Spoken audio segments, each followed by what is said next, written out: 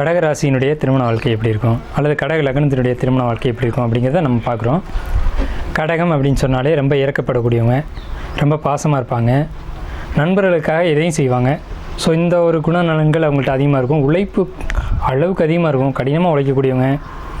முன்னேற்றம் அப்படிங்கிறது உங்களுக்கு கொஞ்சம் குறைவாக தான் இருக்கும். என்னென்னு கேட்டிங்கன்னா, திருமணத்துக்கு பிறகு ஒரு நல்ல வாழ்க்கை அப்படிங்கிறது அமையும். இவங்களுக்கு திருமண வாழ்க்கை எப்படி இருக்கும் அப்படின்னு பார்த்தீங்கன்னா, கலப்பு திருமணத்துக்கான ஒரு வாய்ப்பு உண்டு. ஆனால் இவங்க திருமணம் பண்ணிட்டு போகக்கூடிய இடம் அப்படிங்கிறது, அல்லது இவங்களுக்கு வரக்கூடிய வாழ்க்கை துணை அப்படிங்கிறது ஒரு பேர் புகழ் உள்ள ஒரு அமைப்பில் அமைவாங்க.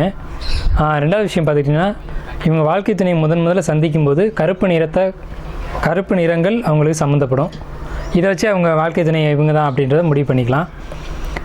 இவங்க வந்து ரொம்ப கடினமாக உழைக்கக்கூடியவங்க கடகராசிக்காரங்க அப்படின்றதுனால இவங்களுக்கு வரக்கூடிய வாழ்க்கை துணை ரொம்ப சோம்பல்தனமாக இருப்பாங்க.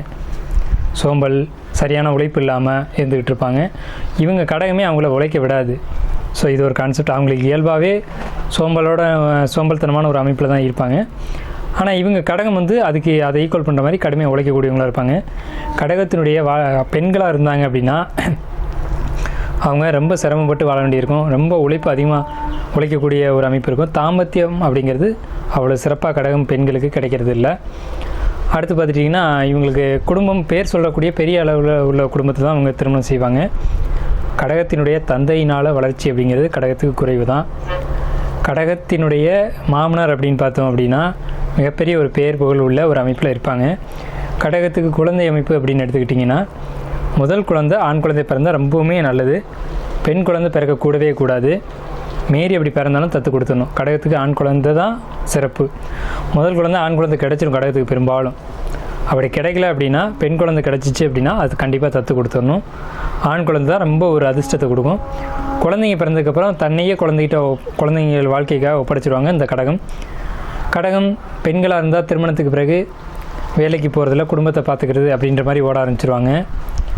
கடகம் வந்து அரசு வருமானம் சம்மந்தப்படும். அரசு வருமானம்னா அரசு உதவி பெறும் அமைப்பில் கூட இருப்பாங்க.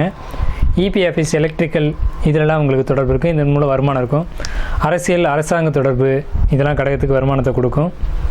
கடகம் அப்படின்றாலே தன்னை வந்து தியாகம் பண்ணிக்கிறது அப்படின்னு ஒரு அர்த்தம் இருக்குது.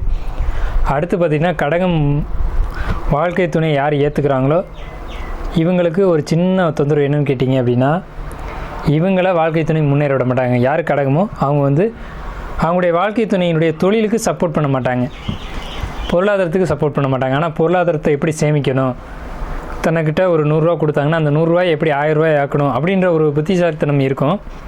ஆனால் அந்த தொழிலுக்கு இன்வெஸ்ட் பண்ணுறதுக்கோ அந்த தொழிலை விரிவுபடுத்துறதுக்கோ இவங்க பெரிய அளவில் ஒரு வாய்ப்புகளை கொடுக்கறது இல்லை. கடகத்தை திருமணம் செஞ்சுக்கிட்டவங்க எப்படி ஃபீல் பண்ணுவாங்கன்னா, நம்மளுடைய வளர்ச்சிக்கு இவங்க உறுதுணையாக இல்லை அப்படின்ற மாதிரி ஃபீல் பண்ணக்கூடிய ஒரு அமைப்பு திருமண வாழ்க்கையில் கடகத்துக்கு ஏற்பட்டுரும். குழந்தை அமைப்பு சொல்லியாச்சு, திருமண வாழ்க்கையை பற்றி ஓரளவுக்கு சொல்லியாச்சு.